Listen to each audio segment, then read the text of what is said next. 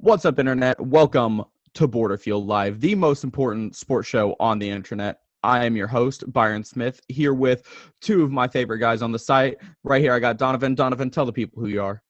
Hey, how's everybody doing? My name's Donovan. Just trying to become, trying to get out there in the world, sports writing, sports media, all of that. Graduated from Southern New Hampshire University in May. And, just been working from home, just been grinding. Absolutely. And right here below me, we got Christopher. Christopher, tell the people about you. What's up, everybody? My name's Christopher Tenpenny, and I also just graduated from college in May at Missouri Western over here in the Midwest, and currently working as a sports writer at a newspaper, but, big and professional sports guy, and always enjoy talking about it. Absolutely. What part of Missouri is Missouri Western in? It's just an hour north of Kansas City. It's where the Chiefs typically hold their training camp.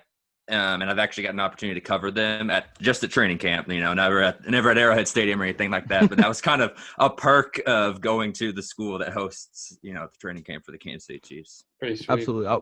I was born and raised in the Joplin, Carthage area, and then I went to college up in Springfield. Nice. I actually work in Harrisonville, which is still a little bit north of there, but not too far away from your neck of the woods. So, absolutely. But from there, we are going to just jump right into the news. We're going to start with, you were talking about the Kansas City Chiefs. Let's talk about the NFL, right? So quickly, let's talk about what the NFL playoff picture currently looks like. I want to get an updated version of that because I could be very wrong. I have been before. But let's start with the AFC side because I know that side pretty well. Up at the top, we have the Kansas City Chiefs at the 1 seed. It's the Steelers at the 2 seed, Bills at the 3rd seed. And this is where I'm going to get a little rough. So let's bring up a actual picture of this. And then it's the Titans at the 4 seed, Miami at the 5 seed, Baltimore the 6 seed, Cleveland at the 7th seed, and then Indianapolis looking outside, looking in. How do you guys end up seeing that playing out here in Week 17? I know we have multiple different ways that can play out. How do you see it breaking down for me? Well, we know we got the news. The Chiefs aren't going to play Mahomes on Sunday, so we actually got into it a little bit in the chat yesterday, so that might mean Mahomes MVP. That might be done since he might be sitting out a game. So obviously the Chiefs are going to be heavy favorites no matter what. They may have not been playing their best football in the past month, but we know come playoff time, their offense, you're gonna have to score points to beat the Chiefs offense. So that's not an issue. Looking at the 2 seed right now, Buffalo. I think they're going to take care of business at home against Miami. Looks like they're going to play Josh Allen. And we just got the news Ryan Fitzpatrick just tested positive for COVID. That's I don't think Miami's confident too. I don't think that's the problem, but we've seen him get benched in the middle of the game now twice, and looks like they're not going to have the opportunity to do that. So it's going to be Tua or a bust Sunday. I think this game being in Buffalo is huge. Weather, momentum, all of that. I think Buffalo beats Miami and keeps that 2 seed, ending the season at 13-3. Looking at the next seed, Pittsburgh, they're resting Big Ben. Which was strange to me. I thought they would want to go for that 2 seed just in case Buffalo lost. But this is Cleveland's opportunity to get in. And for all the criticism Baker Mayfield gets, he needs to go in and beat Mason Rudolph at home. There's no excuses for that. Even if he's still missing some pieces, they need to take care of business, which I'm confident they will. And Tennessee and Indy, they have pretty easy division games. I mean, the Colts to say the least. The Jags have Trevor Lawrence locked in. They have absolutely nothing to play for. I think Indy takes care of business. Houston's a motivated team. We saw J.J. Watt kind of go off on the team in his press conference the other day. They're always a tough out. No matter the record, they're always a tough out.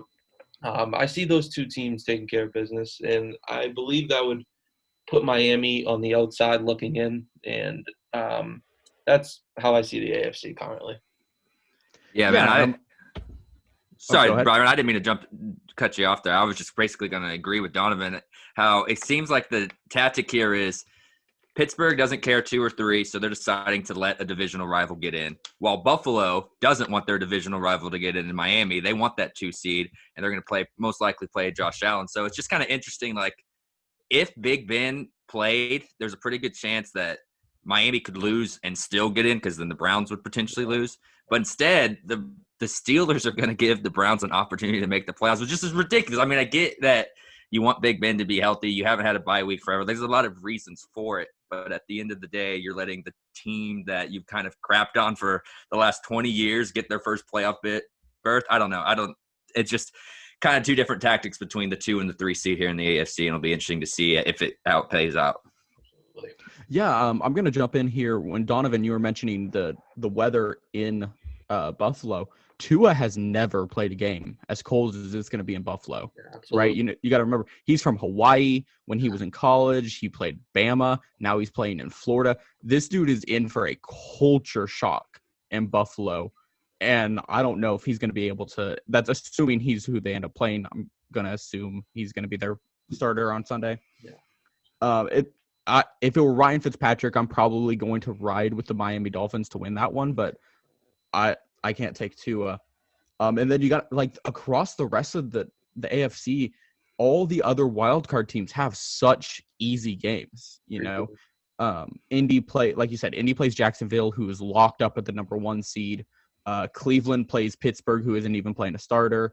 Baltimore plays the Bengals, which, sure, the Bengals have been a little motivated here recently without Joe Burrow, but yeah, it just seems like the stars are aligned for Miami to fall out and then for us to get all the big boy running teams to fall in on the wild cards.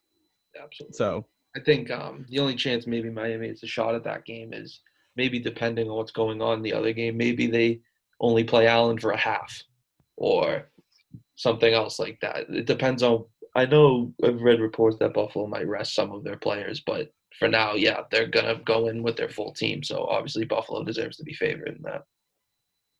Yeah, and so resting has always been something that I've always had a lot of questions about. Kansas City, it seems so weird to me that Kansas City is just going to go right out and just – Patrick Mahomes isn't even going to get play. He's not going to play 1 drive. He's not going to play 2 drives. He's just not playing.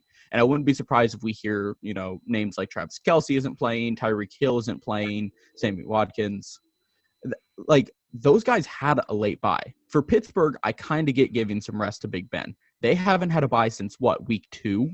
Yeah, I want to say, their original bye was canceled. So, yeah, I want to say week 2, 3, something like that. I think that Titan game was week 3, and so they switched like their original week 10 bye or whatever to week 3, which is just ridiculous. Yeah, that's a lot. Yeah, they've been playing for 13 weeks straight. It's kind of starting to show. They're playing a lot of sloppy football right now. They are.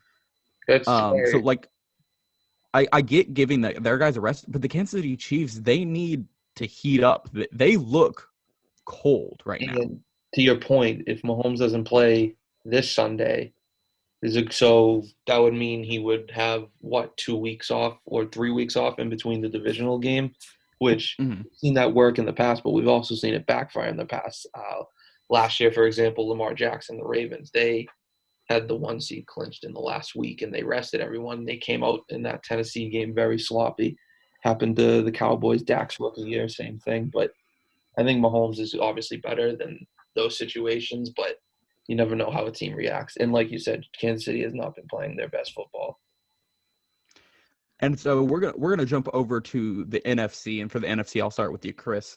Number 1 seed, we have Green Bay. The 2 seed is New Orleans. 3 seed is Seattle. 4 seed is the Washington Football Team, and then it's Tampa, Rams, and Chicago holding on to the wild cards with Arizona on the outside looking in. How do you see that one playing out for me?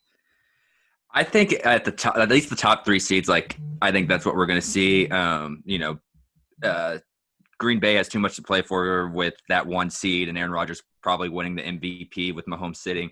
So I don't see Chicago beating Green Bay, and that means that New Orleans and Seattle are just going to stay right there. It's the bottom 4, 5, if you include the Cardinals, where a lot can shift up. I honestly kind of like the Cowboys to end up winning the East because I think Jalen Hurts can go out. And obviously the football team's defense is very good. Chase Young's a freaking animal. But I think Jalen Hurts can put up some points, win that game on Sunday night. And I think the Cowboys beat the Giants. I know we're going to get into that a little bit more. And we have the Cowboys somehow at 7-9 get into the playoffs, which just doesn't make any sense, regardless of who wins that. And then with the Bears probably losing to Green Bay, the Rams-Arizona games just becomes a play for seeding. As long as Arizona wins. If Arizona wins, they become the 6 seed. Rams go to the 7. If Arizona loses, then it's the Bears can lose and hang on to that 7 seed. But with I think 2 backup quarterbacks playing in that game, more than likely Murray and Goff being out, there's going to be teams limping into the playoffs. So yeah, for me, there's 4 teams that could probably make a run, especially with the Bucks playing a lot better. They're going to be that 5 seed, but I don't think there's going to be a lot of shifting at the top. But we are in for a crazy ride at the bottom. Yeah. You mentioned the Eagles. They're already eliminated from playoff contention. The Correct. only NFC East team eliminated from playoff contention, despite every one of them having a losing record. Right. Do you think this Sunday's game has anything to do with Doug Peterson's future in Philadelphia? I mean, I don't think it has anything to do, just because he's kind of shown that like they're playing a little better ever since the benching of Carson Wentz, and I think Peterson can at least like make that to like, it's not all me, guys. You know, it was the quarterback. It was the guy that always has these rumors coming out of the locker room of not being a leader, guys not trusting him, or whatever it is. I think that Jalen Hurts has shown enough, and this Eagles team has shown enough over the last 5 weeks or so to at least give Peterson one more year to prove that it was the quarterback and not him. Absolutely. Yeah, go ahead, Donovan. Yeah, I agree. Everything I've read in the past week suggests Doug Peterson will be back next year for Philly. I think Jalen Hurts is more than likely going to start week 1 next year. It just depends on what happens with Wentz. I was making the joke, but like I could see the Eagles playing Wentz just despite the Cowboys, so they can lose the game. If not, though, I still see Dallas beating the Giants. I just think they're a better team. Offensively, especially, Dallas gotten hot at the right time. They won their last 3 games. They've scored over 30 points all 3 of those games against bad teams. I mean, they beat Cincy, Philly, and San Francisco, so it's nothing to write home about, but it's still better than whatever this whole division is producing. Washington, I just don't trust their offense. I think if you're Philly and you score 20 to 24 points, I think that'll be enough to win the game. Even if Alex Smith starts, his story is unbelievable this year, the comeback he's made. I just think he's still very limited because of his both injuries and age. So I also believe Dallas will actually win this division, despite, the chaos that they bring every single year. If I'm not mistaken, this could set up a Tampa Bay versus Dallas first round, and that would be Brady at Dallas. That'd be kind of the NFL would love that. That would be a ratings. That would be everyone would be watching that game. And I also agree. I think Green Bay is going to take care of business for Chicago, because I think that 1 seed to them is even more important than Kansas City getting the 1 seed.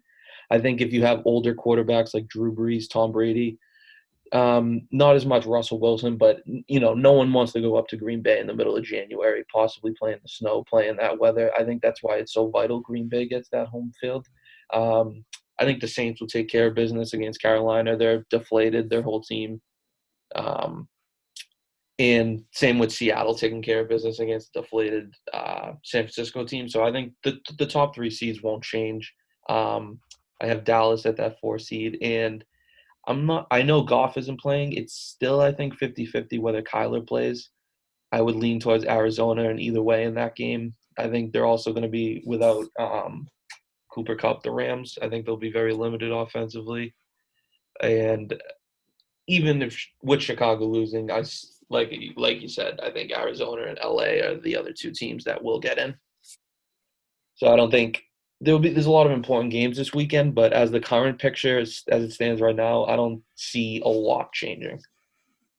Okay, so I actually have news here. It looks like Kyler Murray is 100% playing on Sunday. Oh, nice. Yeah, so I think Arizona. I mean, you never know, though, because they did lose last week to a backup.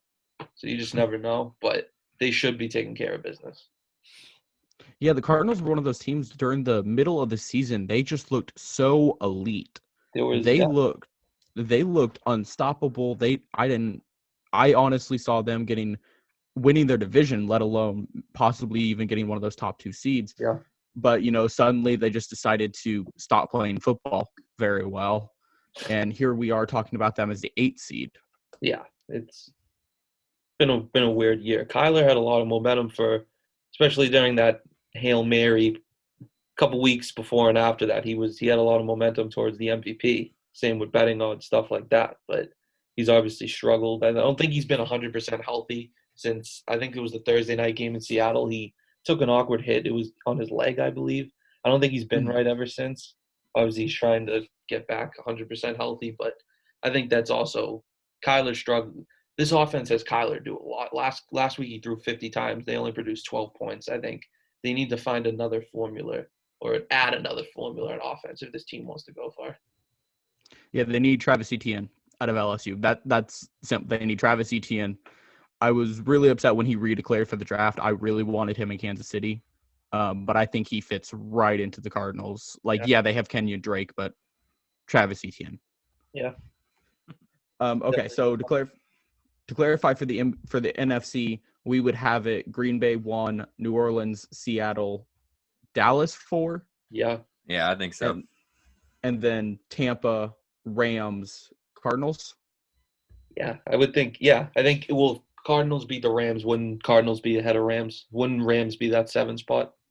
Oh, you're right. So it'd be Tampa, Cardinals, Rams. Yeah, that's what I have it as. Mm-hmm. All right, and then in the AFC, we had Kansas City, Buffalo, Pittsburgh, Tennessee, I think it'd be Baltimore, Cleveland, Indy. Yes. Yeah, that's what I got too. Yep. Gotcha. All right, so let's go through there, and let's break down the wild card rounds because I want to see who we put in the Super Bowl. So wild card round, we would have Indianapolis at Buffalo, Cleveland at Pittsburgh, and Baltimore at Tennessee. So how do we see those games playing out? You can go.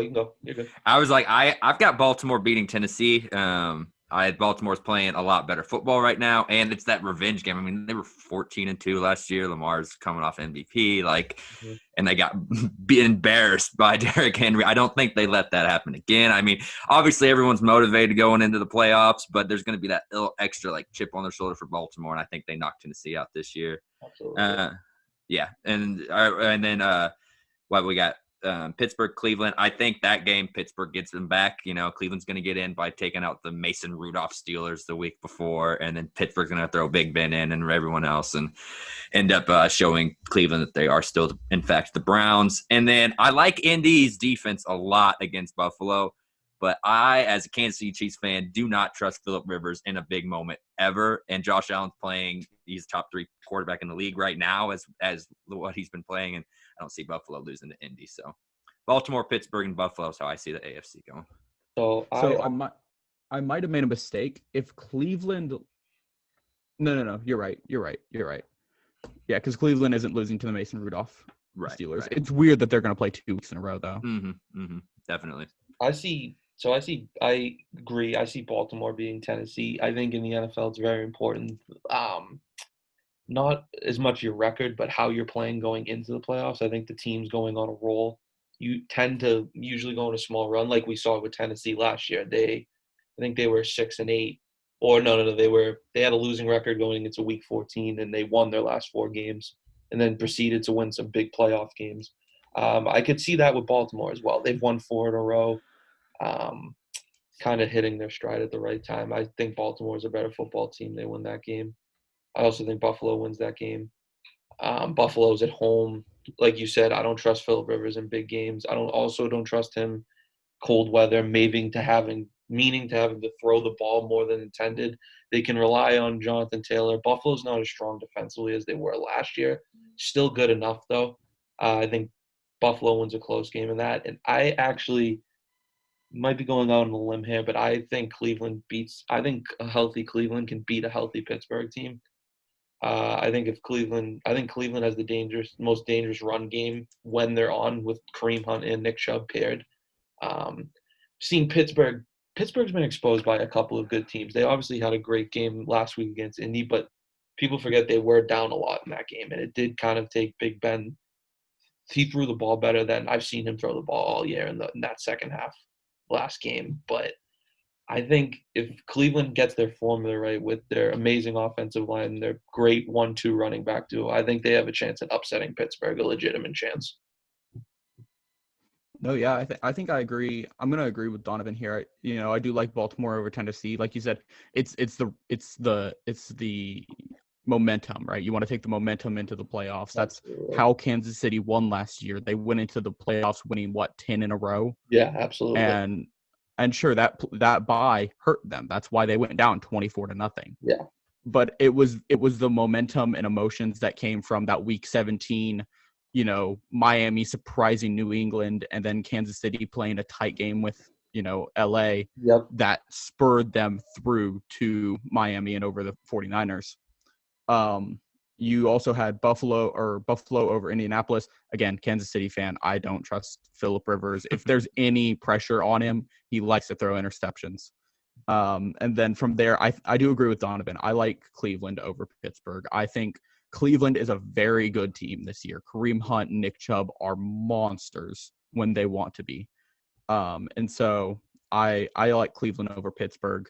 I think Pittsburgh is a pretender this year. I've thought it for the longest time, and just now we're starting to finally see it. But it'll at least be a fun game to see them play twice in a row. I think that's the big factor. Yeah, right? What is Pittsburgh willing to show them week 17? What is Cleveland willing to show them week 17? Absolutely. It's funny that you guys I'm the one picking Pittsburgh because I'm like on my podcast Flyover Sports Border Field podcast. I haven't had Pittsburgh in my top 10 in like 3 weeks. Like I have been completely off them for a while. They're the Browns. Like I can't believe them to win a playoff game yet. I don't think Pittsburgh is going to blow them out. I don't think they're going to get past the next round. None of that. I just think that I can't pick the Browns to win a playoff game at this point. It's very valid. I think just their head coach Stefanski, I think he's done a very, very good job this year. And I don't know. I think you can just visibly see a culture change this year compared to past years. I think Cleveland's a very good team, and I don't think they're a Super Bowl team, but I think they have a formula in their offense that can create upsets in a playoff game. Yeah, and I know we're going to be talking end of season awards next week, but it's wild to me that Kevin Stefanski does not get nearly enough credit or nearly enough looks for Coach of the Year nominations. Absolutely. But yeah, let's go over to the NFC. So we have Green Bay, New Orleans, Seattle, Washington Football Team, Tampa Bay, and then we said we had Arizona, then Rams. Yeah. So our first game would be Rams at New Orleans.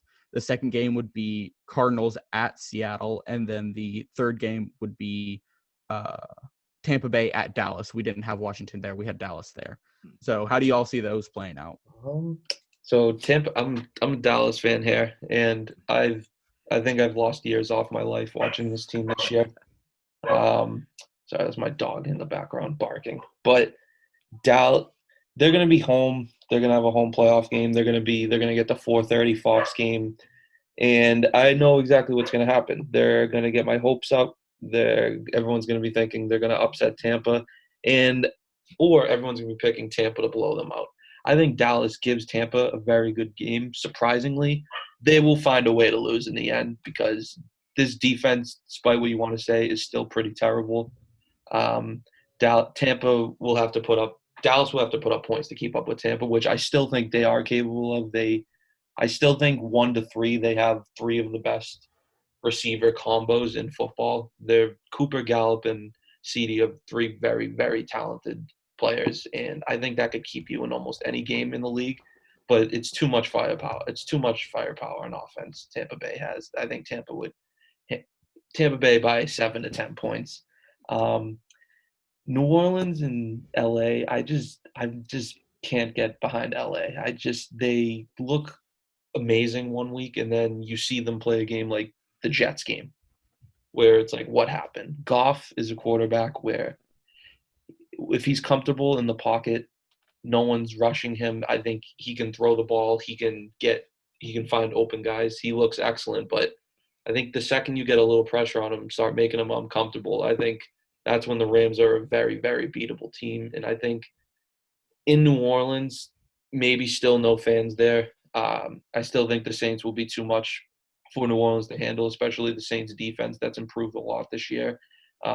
Breeze doesn't have the arm strength he has, but I think you can rely on Alvin Kamara, who is playing unbelievable this year. I think that'd be a fairly easy game for the Saints. And again, with Seattle, I think these three NFC matchups, I don't think any of them have the intriguement that the AFC matchups have. I see Seattle handling business also at home against an Arizona team that will give them a fight. But I think in Seattle, Russell Wilson with his playoff experience over Kyler Murray would be too much for Arizona. Yeah, I agree for the most part with what you said. The only interesting game is that Dallas Tampa game, really, because again, like you said, New Orleans, the Rams don't scare me, and yeah, Kyler and Cliff Kingsbury has beaten Seattle earlier, but in the playoff games, who are you going to trust? Russ and Pete Carroll there. I don't think Dallas can beat Tampa, but if we're wrong and Washington gets in, I think Washington can beat Tampa because of they have the secondary and they have the pass rush to make Tom Brady feel uncomfortable. And we've seen what happens when Tom Brady's uncomfortable. He does not play well. He doesn't have the time to get the ball to Goodwin and Evans. Still, the Washington football team is limited on offense, so I'm not saying that the Tampa Bay couldn't win that game like 17-14 or something like that. But I think Washington has the best chance to beat Tampa. Otherwise, they're going to beat the Giants or they're going to beat the Cowboys, whoever's in there. So I pretty much agree. I agree with that. And the thing is, I think maybe a little biased in me, but if Tampa, if somehow, which won't happen, but if Tampa ever got knocked out of that 5 seed and say LA or Arizona went to play Dallas, I would give Dallas a shot just because you just never know with these games. Defense have been playing well, but again, Tampa's too much, especially with such an inconsistent secondary Dallas has. The pass rush either is all over the place or is nowhere to be found. Yeah, and if Washington does somehow end up in that spot, I agree that their defense can put a lot of pressure on Brady. I just have very, very little faith in their offense to put up numbers. That's why I'll always have doubts about Washington. Right, for sure. I mean, it isn't a stat that necessarily matters, but there's only ever been 2 losing record teams in the playoffs. Yeah. Both of them won their wild card game. Yeah, the Seattle Marshawn Lynch game. Yeah, that was awesome. Yeah. And I want to say also Detroit got in. I want to say in the aughts had a losing record, got in and managed to win their wild card game. Yeah. So we could see that again. Probably not. But very unlikely. Does Tampa Bay have that 5th seed locked up, or if they lose and the Rams win, do the Rams get the 5th seed? Because they have the tiebreaker. Yeah, the Rams beat Tampa earlier in the season, but I just can't picture Rams winning without Goff going. Okay, that's fair. And I mean, the Tampa Bay plays the Falcons. They're not losing to the Falcons. I mean, Falcons have lost 8 one-score games this year, so you never know. Yeah, you do never know. At the same time, you expect it that the same thing will happen. They'll find a way to blow it. Yeah, for sure. That was the thing about the Panthers. I don't think the Panthers lost by more than 1 score to anyone not named Tampa Bay this year. Yeah. So they scared me every game they played. Yeah.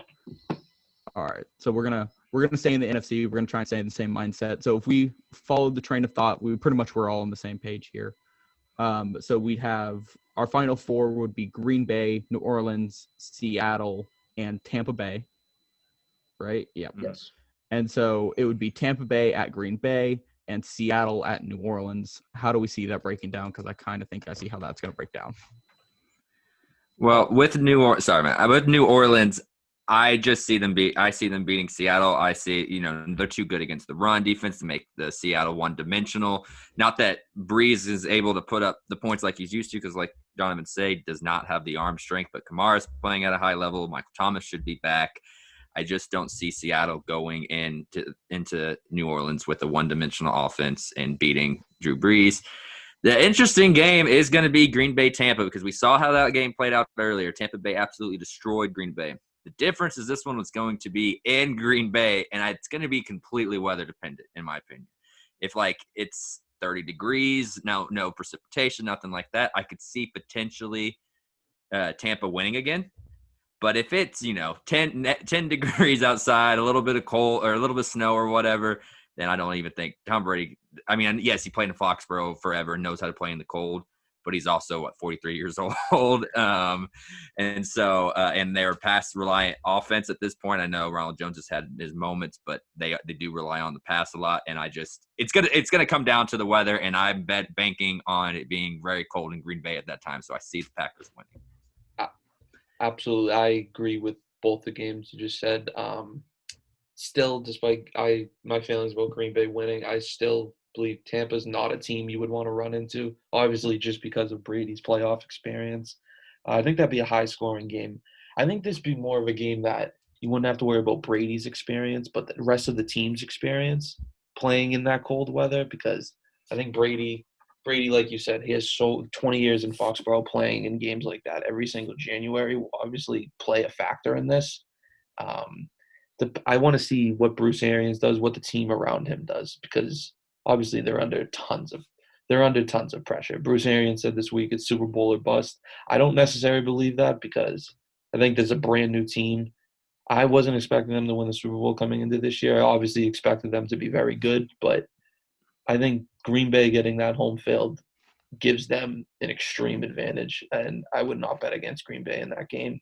Same Seattle, New Orleans, Russell Wilson, Drew Brees. I trust Russell Wilson to produce on offense over Drew Brees, but like you said, New Orleans rush defense, if Seattle can't run the ball, they're very, very, very limited.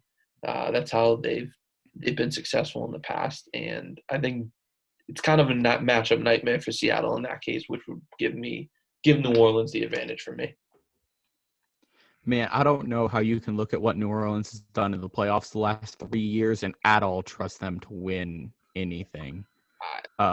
Sure, it's not the Minnesota Vikings. The Minnesota Vikings are the bane of their existence in the playoffs. But, man, I don't know how you can watch what they do in the playoffs and pick them over Pete Carroll and Russell Wilson. See, I just think Kamara's been producing more than he ever has. They've obviously been without Michael Thomas. Yeah, I think this is Drew Brees' last season. I think if he loses that game we're talking about, that's his last game of his career, because with the injury he had this year and already questions going into the season on whether or not this would be his last year, I think this is their last run, and I just got to give them that home game. If this is their last home game, I think they have enough in that building to win a home playoff game. Right, and Russell Wilson and Pete Carroll haven't been past the divisional round since they lost to the Patriots in the Super Bowl in 2014. So it's not like they've been world beaters in the playoffs either. Yeah, Rodgers, Wilson, Brees, they all want to get that second ring. They all have tons to prove. That's why I don't think the pressure is on Tampa, which is why another reason Tampa could be dangerous. Definitely. Yeah, it's a bunch of guys who've been fighting in the NFC for a long time. They've been fighting with each other and running into the same buzzsaw over and over and over again. And, Brady coming out of the NFC or the AFC where he's been it. He's the guy. Mm-hmm. Brady has nothing to prove in this game. He's going to come in loose as hell. It's like Patrick Mahomes coming into the playoffs right now. Patrick Mahomes got his ring last year. Yeah. Sure, he wants to run it back, but he doesn't have to prove anything. Those are the scariest teams. Absolutely. So we'll go back to the AFC here. We'll knock out the divisional round. We have Kansas City, Buffalo. We disagreed. So Chris, you had Pittsburgh here. Donovan, you had Cleveland, and then for the fourth seed was Baltimore. Pretty much unanimously Baltimore. Yes. Right. So the games would be Baltimore at Kansas City and Cleveland or Pittsburgh at Buffalo. Well, Cleveland would play KC in that situation because it's just the lowest seed. Yeah. Okay. It's not a perfect. So we can just I mean, it's not going to matter for me because I'm picking KC regardless if it's Baltimore or Cleveland. Just getting that out there now. So you guys decide which matchups you guys want to go from there. Well, mine is Cleveland and Kansas City. I agree though. Cleveland were able to knock off Pittsburgh. They're not going to be able to do the same thing in Kansas City. Kansas City's going to put up points. And if you put Baker and Mahomes in a shootout, it's just not going to work out for Cleveland. Really? That's why I think in a game, if Cleveland were to match up with Pittsburgh or Buffalo in the first round, that could be a potential upset. But in terms of Kansas City, personnel-wise, matchup-wise, it would be too much for Cleveland to handle. And it would be Baltimore at Buffalo. I actually like Baltimore in that game. I just think I love Josh Allen. I love what he's doing this year. I just think Lamar Jackson has a little more to prove than Josh Allen. I just think after last year, how disappointing it was. The league was kind of pushing him to be the face of the league over Mahomes that season, and it didn't end out well at all for him. I think Baltimore, like I said, Baltimore is kind of last year's Tennessee. I think they win another road playoff game, cold weather. It'll be similar to like if they were in Baltimore. It'd be similar, weather, similar atmosphere. I would like Baltimore in that game over Buffalo. I mean, I like Buffalo over Baltimore or whoever the other matchup could potentially be, just because you talk about being hot. I mean, they lost week 4 to Tennessee, week 5, which is a weird game, week 5 to Kansas City, nothing to be ashamed of, and then a Hail Mary by Kyler, which it is what it is. That's a luck play. So they're on all cylinders too. They're at home. Their fans are rowdy. Josh Allen is the third, probably an MVP. Probably should be in a little bit more consideration than what he's actually getting. Yeah, absolutely. So I mean, they're the two hottest teams in the AFC. Well, whatever you want to say, Kansas City actually has the longer win streak between the two teams, but no one likes that they've won 7 one-score games or whatever. But still, Buffalo and Baltimore getting all the attention right now, and I like the home team with the better quarterback at this point, and so I'm going Buffalo. I think that'd be a very good game. I think that'd be a close game, and if this gets into a shootout, I would choose Buffalo over Baltimore. But definitely, I think a lot depends on what form of Baltimore defense we see. Because we saw last year at points they were completely dominant, which allowed Lamar to do what he did last year to get MVP. This year they've been inconsistent. In their big games, Kansas City destroyed them. Pittsburgh beat them twice, if I'm not mistaken. Both close games.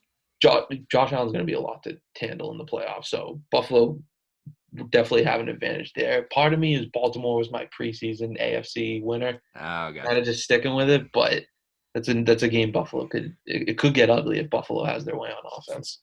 I think a part of it is who Baltimore has cover Diggs, because Peters, he takes too many risks. Diggs is going the way he runs routes. Excuse me, is just going to eat up Peters. Now they let Humphrey just follow around Diggs.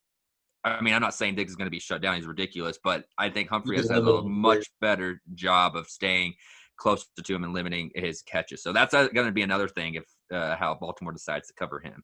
Absolutely. And okay, so correct me if I'm wrong. This would be the farthest Josh Allen has gotten in the playoffs. Yes, last year. Yes. Last year his first playoff game. That game against Houston, where they where he pitched the ball back to nobody on a huge play. So you have to think the pressure on Josh Allen though is going to be intense. The city of Buffalo is an intense football city. They're going to be all over that kid. They seem to love Josh Allen to begin with right now, but like I said, I also think Lamar is under pressure. The league, Mahomes is the best player in the league, but it seemed last year, at least during the regular season, he was the face of the whole league. He was the first topic on every single sports media show. I think they're both equally, under pressure, and that's why I think it would make such a big game. I think Lamar himself has just as much to prove as Josh Allen does. Yeah, and so I'm actually going to step in here because both of you took Kansas City unquestionably over Cleveland, which shocks me. If it becomes a shootout, like you said, if it's a shootout between Baker Mayfield and Patrick Mahomes, I'm picking Patrick Mahomes all day. But you got to think Kevin Stefanski isn't letting that happen. Kevin Stefanski has 2 of the best running backs in the league. He has maybe the best rushing offense in the league. Yeah. You got to think his plan is to keep Kansas City on the sideline all game, and they can do it. They can. Their offensive line has destroyed many a team, let alone a Kansas City defensive line that hasn't stopped anybody.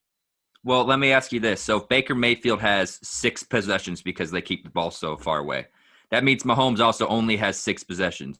Who's going to be able to put up more points in those 6 possessions? Who are you taking, Mahomes or Baker? Yeah, you're always going to take Mahomes. Exactly. You want to lengthen the game almost to give.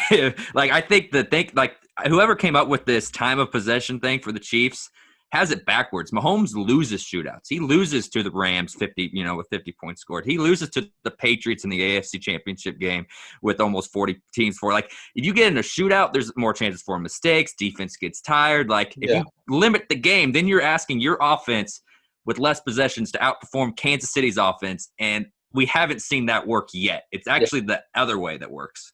See, adding on to kind of what Byron said, like I said, I think Cleveland is a team that they can go into a playoff game with a formula to upset teams. But you make a great point. Kansas City's D, they've been tested, but not in an actual way, like to the point of like Kansas City's offense has gone completely missing. So Kansas City's defense has to play lights out the whole game. You can almost guarantee Kansas City's going to put up at least 21 points in any given game, especially at home in a playoff game. My point is, even though Cleveland has, the rushing game down, they'll take up a lot of clock. So despite them maybe keeping it close, I don't see them having a lot of possessions in that game because of the way they play, which means that's why I don't think they can put up the points to match Kansas City's. Absolutely. I mean, I'm just being devil's advocate here. Oh, for sure. And I'm just like Kansas City has won this. So you keep talking about Kansas City not winning shootouts. You're right. In 2018, Kansas City didn't win shootouts. They lost to Seattle. They lost to New England both times. They ended up in a shootout with the Patriots. They lost to the Rams and the Chargers. But 29-28. This year, they have won shootouts. They won in Las Vegas in that shootout. Yeah. But for the most part, what they've done is they've been getting ahead of shootouts. Yes. They've been going up so big, so early that if you want to make it a shootout, okay, you're going to be playing behind 3 scores the entire time. The first quarter in the Tampa game, the game was basically over. Mm-hmm. That became a shootout as the game went on. But because Kansas City put that thing to rest early, Kansas City didn't have to try and win a shootout. Exactly. That's the only reason why it looked like a shootout. You could say the same with the New Orleans game. They were up early. I think the score of both the New Orleans and the Tampa game, it did not equivalent to what actually happened. I think Kansas City dominated both of those games pretty strongly. Only one team scored 40 points on the Chiefs this year, and actually only 2 teams have scored over 31 points. So the one actual shootout was the Raiders game that they lost. Well, both Raiders games, because the final was like 34-31 of the first one. So both Raiders games were shootouts, and they went 1-1 in those games. And then the other shootouts I think if a shootout is both teams over 30, that's just, I don't know the actual definition. That's just kind of where I'm at. Was the Panthers game where they had Christian McCaffrey, and they actually were like a 67-yard field goal away from beating Kansas City.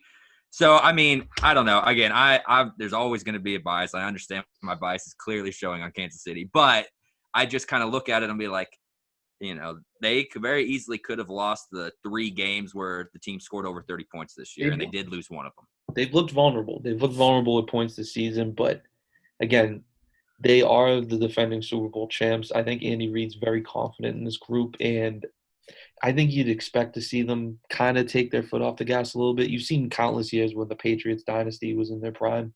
They didn't always finish with the number 1 seed all the time. They kind of cruised along during the regular season. That's why I think they'll have this team ready to go.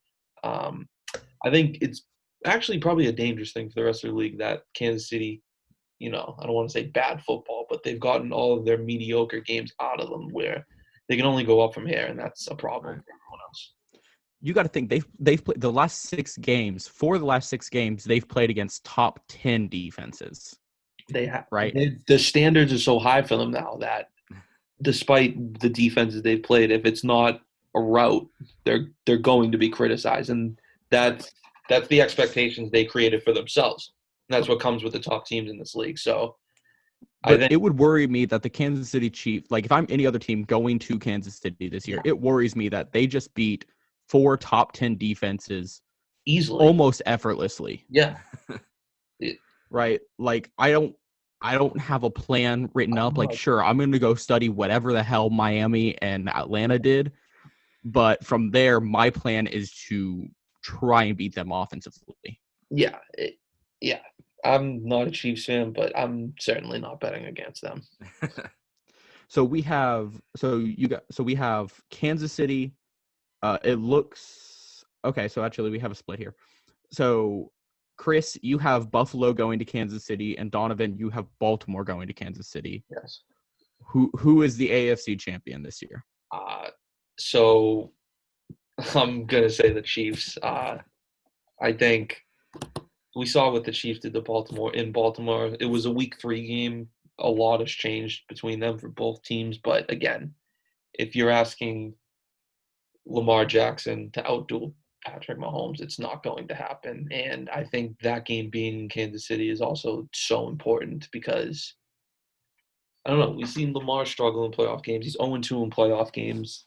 I believe, if I'm not mistaken, I'm the only one who has them even getting to this point, which would kind of base me Kansas City being a strong favorite in this game. And like I said, it sounds simple, but I'm just going with offensive firepower against Baltimore's offense. And I can't see a scenario where Kansas City gets outdueled in a situation like this.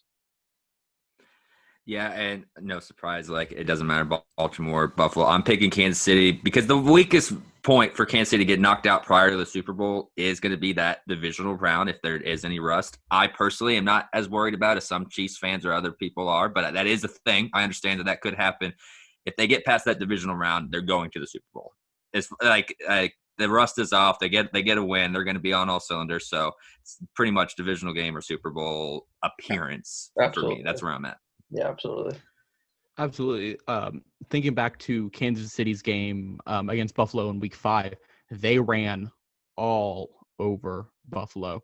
It was still only Clyde Edwards-Helaire there. I think that was the week they signed Le'Veon Bell. Mm-hmm. So I think now they're going to go in there with Le'Veon Bell, potentially have Clyde Edwards-Helaire again.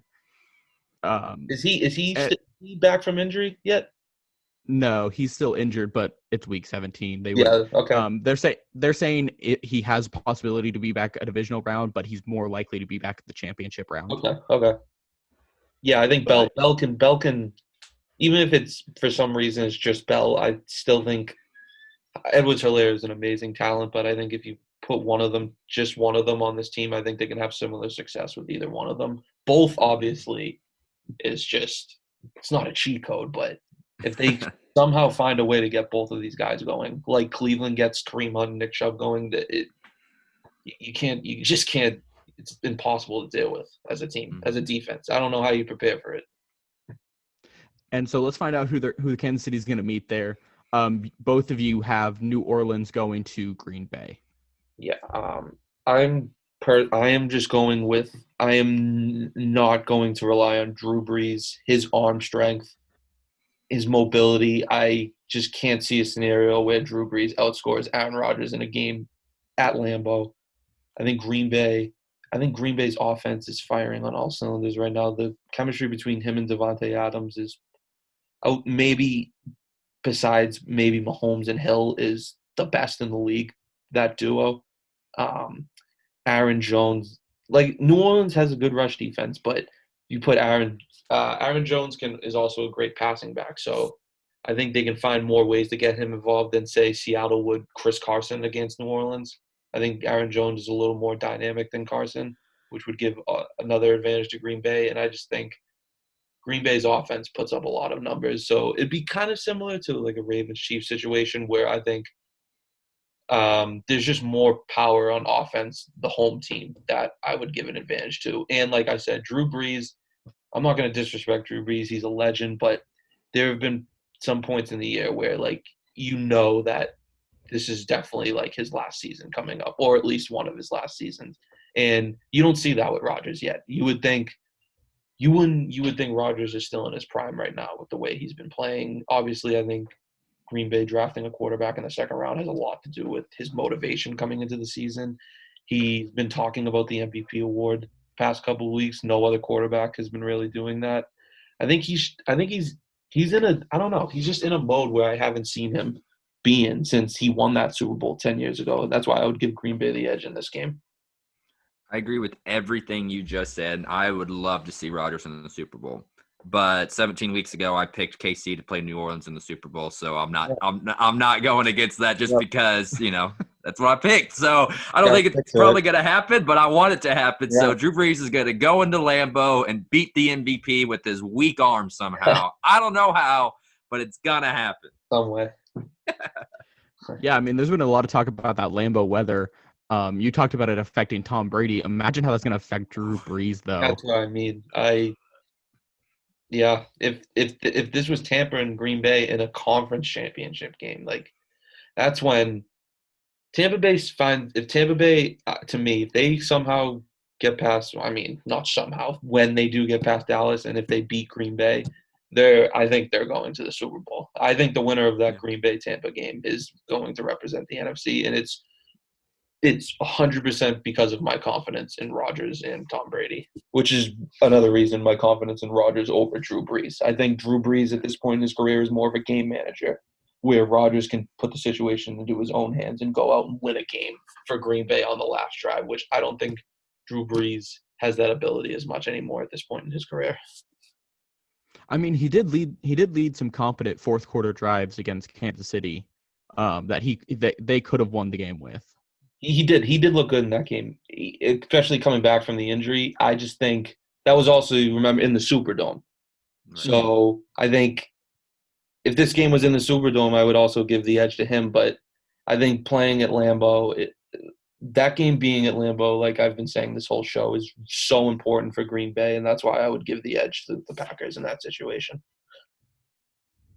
Green Bay in the playoffs and in the late season is just, it's unplayable. Like foreign teams going into that stadium just have such a disadvantage. Yeah. No crowd, which would help New Orleans, but either way, that atmosphere is a lot, especially for old quarterbacks. All right. So so Chris, actually, you have Kansas City and New Orleans. Donovan, you have Kansas City and Green Bay. Who is the Super Bowl champion with a small little asterisk next to their name? It's probably the Chiefs, man. I mean, they're the best overall team. I mean, there's nowhere else to put it. I mean, their offense, as great as Green Bay's been, I don't think Rodgers has the weapons Mahomes has, which has nothing to do with who's better. But I would still, Travis Kelce again. He's such an X factor. You can't guard him. So I think the Chiefs would have the edge in this game over the Packers. I think both defenses could rise to the occasion, but just like last year, Kansas City's defense had a great second half, particularly fourth quarter against San Francisco. I think Kansas City's been in that situation more. Rodgers has been in the situation, but not for a while. I would put the Chiefs' experience, their veterans on offense, over Green Bay's, and that's why I would give the edge. You have to think, like, sure, Aaron Rodgers is the veteran that, he's a two-time Super Bowl champion? He's won. He hasn't been since 2010, I believe. Yeah. But you had to think that coach has never been to a Super Bowl. No. Most of the players on that team have never been to a Super Bowl. Yeah, it's Aaron Rodgers and a lot of people who are going to be new to that experience. Yeah, that's a huge advantage for the Chiefs. Mahomes, Kelce, Hill, they did the same grind last year, and I think that plays a big role, and especially with Andy Reid versus Matt LaFleur in a Super Bowl game, experience, play calling, ability, I would just give all around, especially in the experience factor, I would just give the edge to the Chiefs in that game. Yeah, because LaFleur hasn't seen an Andy Reid offense yet. Yeah. He isn't going to get to see the crazy, wacky stuff that Andy Reid is able to draw up. Green Bay really hasn't been challenged in their schedule this year, if I'm not mistaken. I mean, they had a game against Tampa, and they had a game against Tennessee. Other than that, and the Colts game, other than that, they really haven't been challenged. I think they're in one of the weaker divisions in football this season anyways, with a very inconsistent Minnesota, inconsistent Chicago, and then, a mess in Detroit. I don't think they've had the adversity yet. I mean, you could say the same about Kansas City. They've only lost one game. Hasn't been since week 5 or whatever. But like we said, coaching, personnel styles, I'm going with Andy Reid over Matt LaFleur any day. That's why I would give the Chiefs the edge in this game.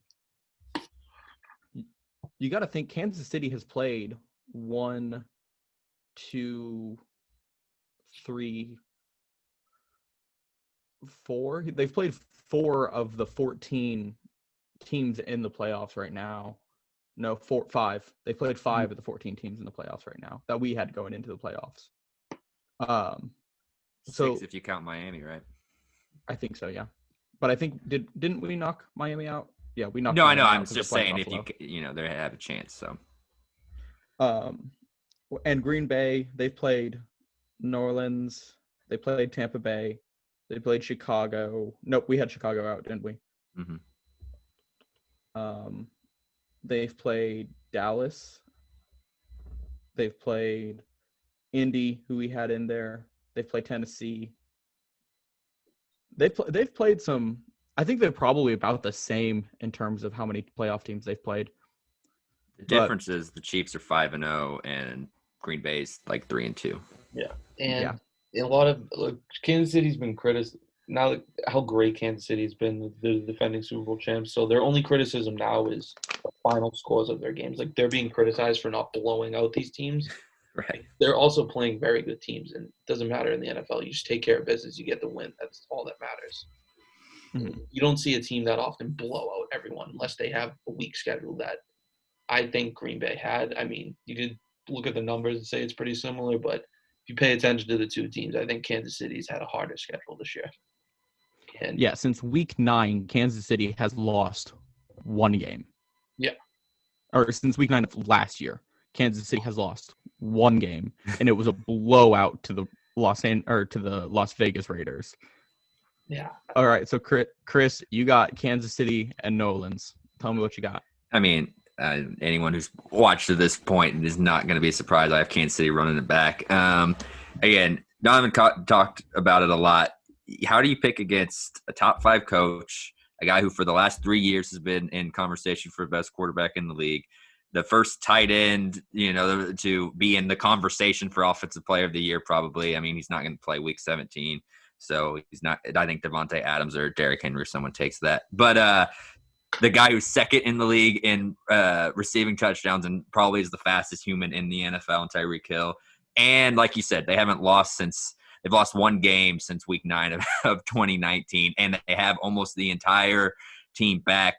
Minus, Mitchell Schwartz isn't there and LDT isn't there, but Snead's been playing out of his mind as a rookie. They're going to have Clyde Edwards-Helaire. They do have Bell. Like, they're almost better than last year's team from a personnel standpoint.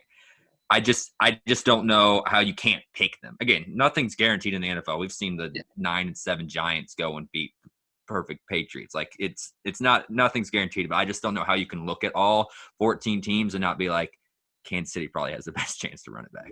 And the one thing that would worry me with Kansas City, is we went over it before, is just the rust. If they're resting everyone now, they're going to have to go play a division game, 3 weeks, 2 weeks. I think that's the one chance someone would have of knocking off Kansas City would be in that divisional game. And if they get by that, I can't see them losing. I think that is the round where I think they're going to be the most vulnerable. And the thing about the rust is, so obviously, there's 53 other guys on the roster, but Mahomes, if you look at his week 1 games, and if you look at the Tennessee game after he came back from injury where he didn't play for 3 weeks. Yeah. So he put up ridiculous numbers. I think over 300 pass yards on all of those. So, like, Mahomes, personally, I'm not worried about rust. No. Obviously, if everyone else is rusty, then who knows? But if your quarterback's pretty much guaranteed to be probably playing at a high level after 3 weeks of rest, then they're going to be in that game, whether it's absolutely. Cleveland, whether it's Baltimore. I agree. So. When it comes to rest of that team, though, it's never Mahomes that you're worried about. It's that receiving core, because they're more inconsistent than people want to give them credit for. Yeah. Right. They have a tendency. They drop balls often. Yeah. They have this tendency where they're looking down the field before they even get the ball in their hands.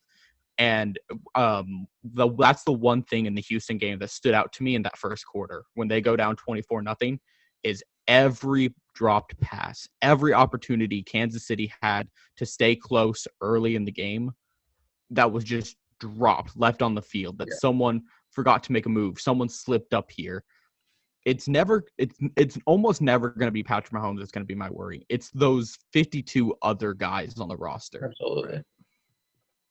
But so we pretty much unanimously have Kansas City winning it. No surprise there. I don't think I can find a sports analyst who isn't taking Kansas City right now. Right. Hopefully except for Colin Cowherd. Yeah. Who's Cowherd taking? Bills. He likes Buffalo. But But all right, so let's go into closing statements. Let's finish up and get to closing statements. Christopher, I'm going to start with you. All right, so I'm going to, I've been on this train all episode, so might as well just keep going with it. Why Patrick Mahomes deserves the MVP over Aaron Rodgers. I mean, I know if, you look at the interceptions, you look at the talent, everything, that everybody seems to be like, it's Rodgers to lose.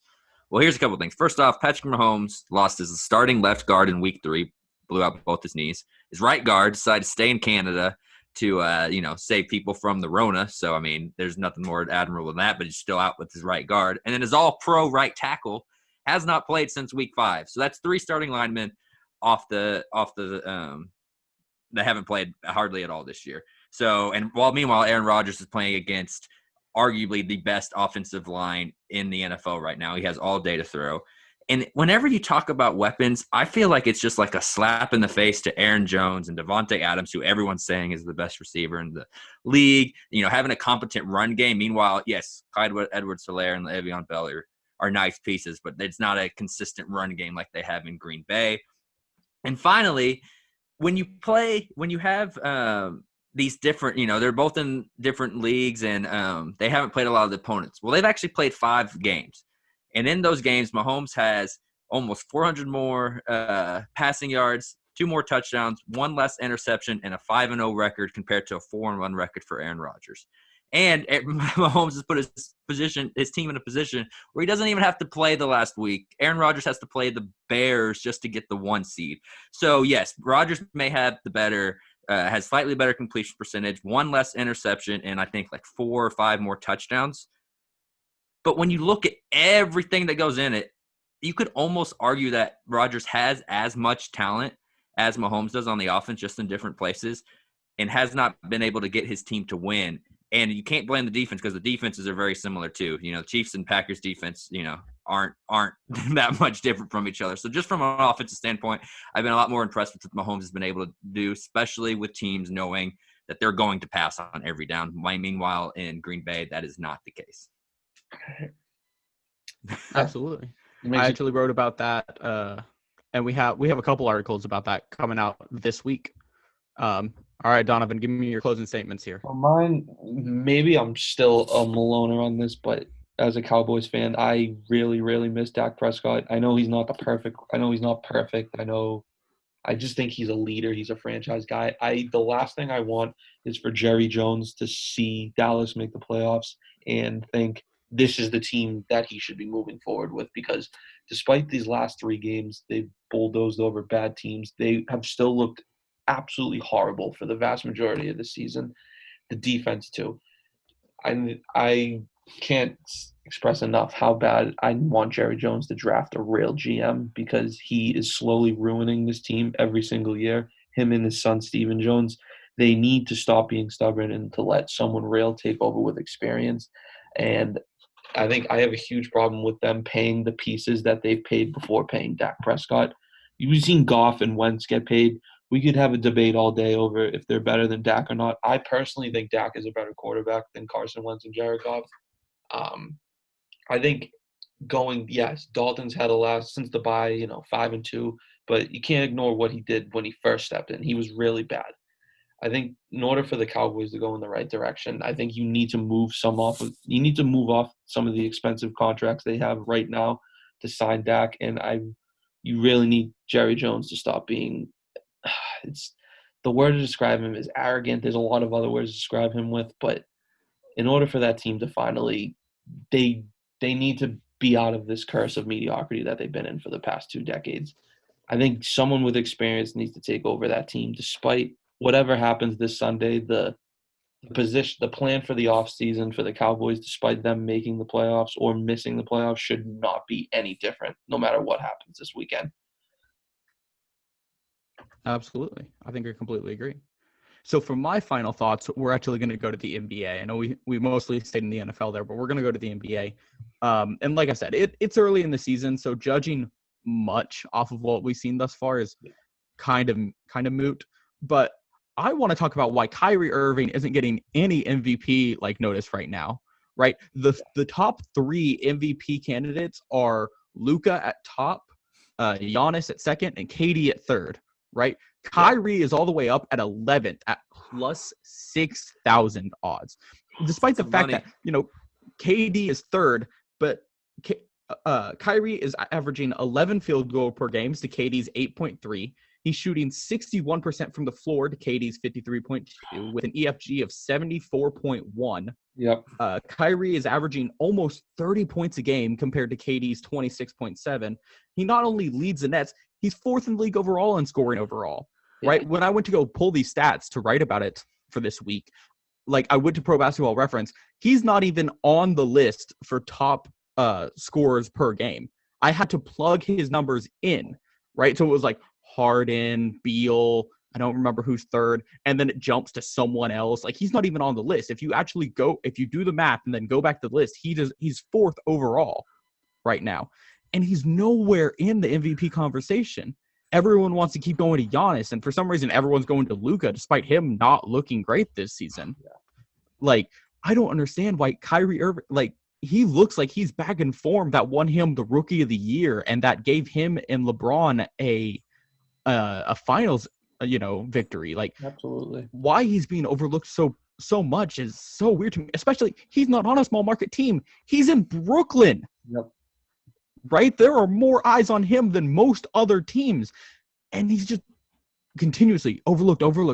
I just don't get it. Honestly, man, one thing I can say, though, I don't see the media doing him any favors in the future. Maybe that has something to do with it. But I agree. He, for what we've seen of Kyrie in his career so far, he's obviously an excellent player, despite whatever you think of him personally. He's an excellent player. He's also been with, his success has been with – vast majority of his success has obviously been with LeBron. The Boston experiment didn't really work out in his favor. He's probably overlooked because he's, kind of 1A to KD and LeBron in his career, but he is one of the best scorers I've ever watched in my life. Despite whatever his numbers say, when he is unstoppable, he's unbelievable to watch. He's one of the funnest players to watch. Those odds definitely aren't right, and I don't think it should last that long if he keeps playing like this. But like you said, we're very, very early.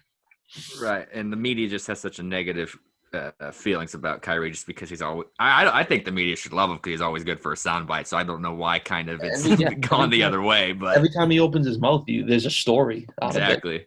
So I would think the media would be hyping him up. But, like, unfortunately, Kyrie has a reputation to where he's going to have to do this for a long time and be extremely better than whoever comes kind of as that second MVP. So I don't see him winning it.